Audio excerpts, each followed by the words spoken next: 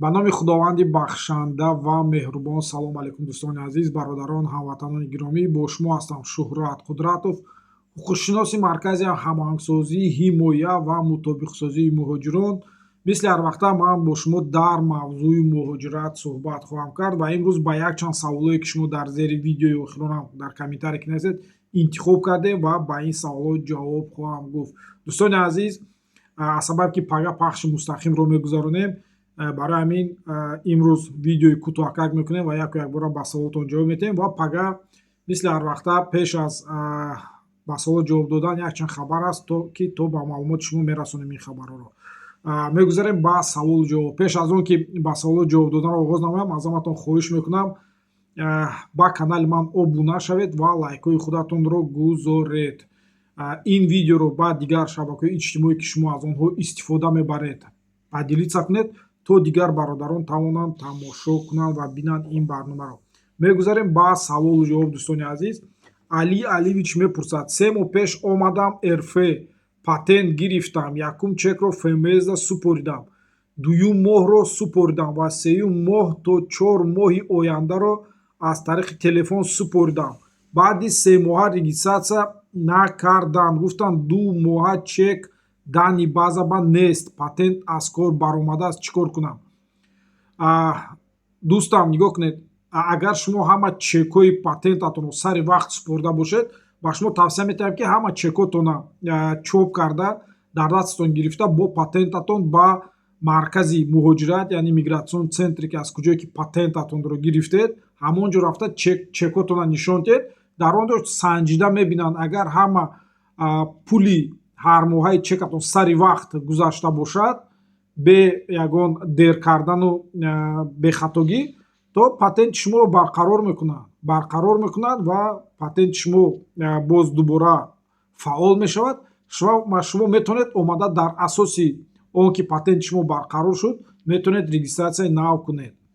Шодмон Сулаймонов мепурсад: ман патента продит кардам, бояд сари нав трудовой договор кунам ё ки ҳамон трудовой договори пештаракати уведомления кунам?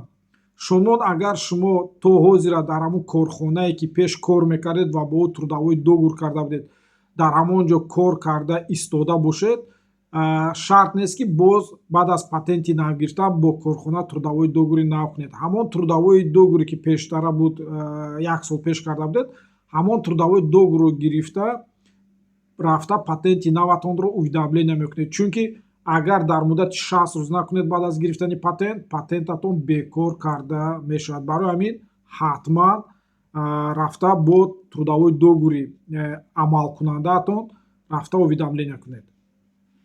саволи навбатӣ: кӯдакам синфи 9 хатм мекунад, барои Москва омадан бо ҳамроҳи модараш даверси падараш дар кор мешавад ё ки не? дар ҳақиқатан вақте фарзандатон синфи 9 тамом кунад, ӯ ҳоло ноболиғ мебошад ва барои он ки бо ҳамроҳи модараш ба ҳудуди Федератсияи Россия сафар кунад, шумо ҳамчун падараш бояд ба номи модар, яъне ба номи модари кӯдак давернаснею розигӣ, ба забони русӣ гӯем согласия ба тариқи нотариалӣ тасдиқшударо медиҳед ва модари кӯдак бо ҳамроҳи кӯдак ба ҳудуди Федератсияи Россия сафар карда мебиёяд. Давернаснею розигӣ, согласия метиҳед ба тариқи нотариалӣ.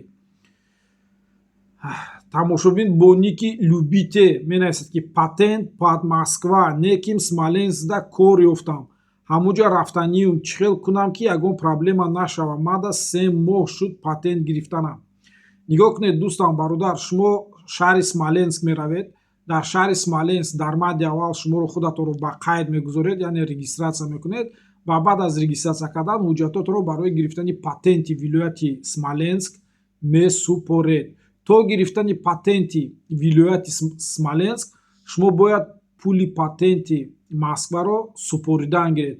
то гирифтани патенти Смоленск бояд патенти Москватон амалкунанда, яъне действующий бошад. агар шумо ҳуҷҷатотонро барои гирифтани патенти вилояти Смоленск супореду пули патенти Москвая насупоред, яъне то гирифтани патенти Смоленск агар патенти Москватон бекор карда шавад, ба шумо патенти вилояти Смоленскро намедиҳанд. барои ҳамин пули патенти Москва супордан мегирад ҳар моҳиша, ҳамин ки патенти вилояти Смоленска ки гирифтед, баъд метавонед пули патенти ҳармоҳаи патенти Москваро насупоред. саволи навбатӣ аз тарафи Қурбоналӣ Холов нависта шудааст. Қурбоналӣ менависад ки падар паспорти Россия дошта бошад, не ки дар қайди ҳаёт нестанд. Фарзанд метавонад ба аснавани падараш паспорт бигирад. бале метавонад ба як шарте ки агар падаратон ҳарчи ки дар қайди ҳаёт нестанд, доим дар ҳудуди Федератсияи Россия зиндагӣ мекарданд, яъне пропискаи доимӣ доштанд, шумо меред МФЦ выпиская мегиред, выпискаи домовой книга, дар куҷое ки падаратон регистратсияи доимӣ доштанд, ва баъд аз ин шумо метавонед ҳарчанд ки падаратон дар қайди ҳаёт нестанд, аммо шаҳрванди Федератсияи Россия буданд, ба тариқи падаратон ҳуҷҷатотонро барои гирифтани шаҳрвандии Федератсияи Россия супоред. асос нест ки падаратон дар қайди ҳаёт ҳастанд ё не, асос ки падаратон шаҳрванди Федератсияи Россия буданд ва доим дар ҳудуди Федератсияи Россия зиндагӣ мекарданд. доим зиндагӣ кардан дар ҳудуди Федератсияи Россия ин маънои онро дорад ки падаратон бояд регистратсияи доимӣ дошта бошанд ё ки бояд дошта буданд. ва саволи навбатӣ: ман РВП дорам, аннулировать кардан, регистратсия леви кунам, чӣ мешавад? Мегӯянд ки қапан тюрма мекунанд. Рост бошад?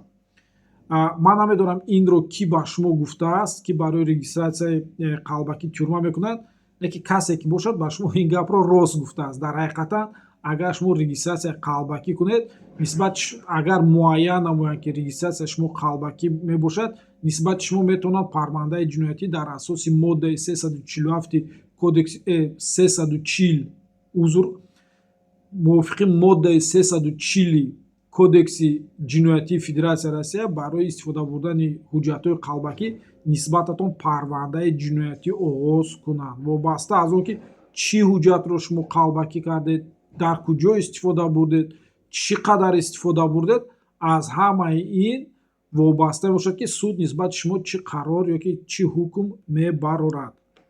ва дӯстони навбатӣ, ин якчанд савол буд ки дар зери комментарии видеои охирам дар YouTube нависта шуда буд. Акнун ду савол ки дар Telegram дар канали ман додан, ба ду савол ҷавоб метиҳем ва бо ҳамин барнома тамом мекунем. тамошои бо ники Россия Москва дар Telegram, дар канали Telegram ман навистааст ки те, кто уже находятся в России, они как получат QR-код. Те, кто находятся в Российской Федерации, они не будут получать QR-код, потому что QR-код нужен только тем, кто будет въезжать в территорию Российской Федерации. То есть те иностранные граждане, которые уже находятся на территории Российской Федерации, им QR-код не обязательно.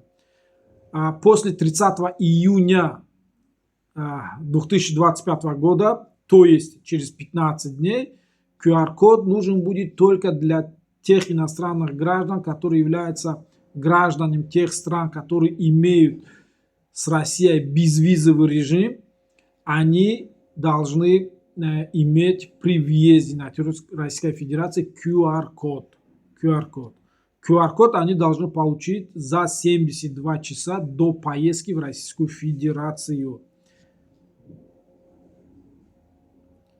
Как в последнем видео я говорил, чем будем ближе к 30 числу, тем больше будем говорить о QR-коде, будем напоминать нашим гражданам, что QR-код обязателен. Ва саволи охирон ки аз канали Телеграмам гирифта шудааст мехонам. Беҳрӯзбой мепурсад: соли таваллудам 1970 дар ФМС Сахрова барои имтиҳон супоридан агар аттестат пешниҳод кунам, ҳамин хел қонун ҳаст ки имтиҳон насупорӣ? Беҳрӯзбой, дар ҳақиқатан қонунгузории Федератсияи Россия як гурӯҳ шахсони шаҳрвандони хориҷиро муайян кардааст ки онҳо метавонанд аз супоридани, гӯем ки аз гирифтани сертификат озод мебошад. ва яке аз ин гуна шаҳрвандони хориҷӣ мебошанд ки аттестати СССР-ро дошта бошанд, яъне мактаби миёнаро дар вақти Иттиҳоди ҷумҳурии Шӯравии Социалистӣ хатм карданд, ё он ки дипломи яке аз дипломҳои Федератсияи Россия дошта бошанд. агар шумо соли тавлидатон 1970 бошад, шумо мактаби миёнаро яъне синфи 9-11ро дар давраи гӯем ки иттифоқи советӣ хатм кардаед, агар шумо аттестати мактаби миёнаро пешниҳод намоед, шумо аз гирифтани сертификати донандаи забони русӣ, таърих ва асосҳои ҳуқуқ озод мебошед. Ва инчунин якчанд гурӯҳи ин гуна гурӯҳҳо беҳад бисёр ҳастанд, лекин ман якчанд гурӯҳро номбар мекунам. Шахсони ба балоғат нарасида, яъне шахсоне ки кӯдакои то 18 сола, онҳоам аз гирифтани сертификати донандаи забони русӣ, таърих ва асосҳои ҳуқуқ ва сертификати донандаи забони русӣ, таърих ва асосҳои ҳуқуқи Федератсияи Россия озод мебошанд. Ва гӯем ки недееспособни, яъне камақл мегӯем, чӣ мо мегӯем, камақл ёки гӯем ки девона мегӯям, шаҳрвандони хориҷие ки недееспособни мебошанд, камақл мебошанд, онҳоям аз гирифтани сертификат озод мебошанд. Калонсолон мардое ки аз 65 боло мебошанд ва занҳое ки аз 60 боло мебошанд сину солашон, онҳоам аз гирифтани сертификат озод мебошанд. Ва инвалидои гурӯҳи якум, иштирокчиҳои барномаи госпрограмма переселения, шахсоне ки дорои справкаи носители русского языка ва якчанд гурӯҳи дигар ҳастанд ки онҳо аз гирифтани сертификати донандаи забони русӣ, таърих ва асосҳои ҳуқуқ озод мебошанд. Ва беҳрӯзбой барои шумо боз такрор мекунам, агар шумо аттестати мактаби миёнаро пешниҳод намоед, шумоам аз гирифтани сертификати донандаи забони русӣ, таърих ва асосҳои ҳуқуқ озод мебошед. Ин буд якчанд саволое ки дар зери видеои охирон дар YouTube нависта шуда буд, интихоб кардем ва ду саволи охиронро аз канали телеграмам гирифтам. Барои ҳамин дӯстони азиз, саволотонро дар зери ҳамин видео нависед. Пага худо хоҳад пахши мустақимро мегузаронем ва ба саволотон ҷавоб хоҳам гуфт. Ва ба канали ман дар телеграм ки Шӯҳрат Қудратов ном дорад, обуна шавед. Дар он ҷоям хабарҳоро оиди муҳоҷират чоп мекунем ва кӯшиш мекунем. Имрӯз пешниҳод шуд ки он хабарҳое ки дар телеграм чоп мекунам ба забони русӣ, он ба забони русиям ба забони тоҷикӣ тарҷума карда дар телеграм чоп кунем. Кӯшиш мекунем ки ҳар хабаре ки дар телеграм чоп мекунем, бо забони тоҷикиам нависта чоп кунем дар он ҷо. Барои ҳамин дӯстони азиз, ба канали ман дар YouTube обуна шавед, дар Telegram обуна шавед. Ссилкаи канали Telegramро дар комментарии ҳамин видео мемонам, дароед обуна шавед ва саволои худатонро метавонед ба WhatsApp ки дар рақамҳои 926 944 0206 ба қайд гирифта шудааст нависед. Дӯстони азиз, боз як бор дигар такрор мекунам, хизматрасонии мо ройгон нест. Барои ҳамин касе ки мехоҳад ки ба саволаш ройгон ҷавоб гирад, марҳамат ба саволотонро дар зери комментарии ҳамин видео нависед, ҳатман ҷавоб хоҳам гуфт. Дигар касе дар Telegram менависад ё ки ба WhatsApp менависед, ҳатман барои ҷавоб гирифтан пардохт кардан дар корҳаққи хизмати мо. То боздид дӯстони азиз дар барномаи ояндаро кӯшиш мекунем пага соати 20:00 дар пахши мустақим бо шумо ҳамсӯҳбат шавем. То боздид дар барномаи оянда.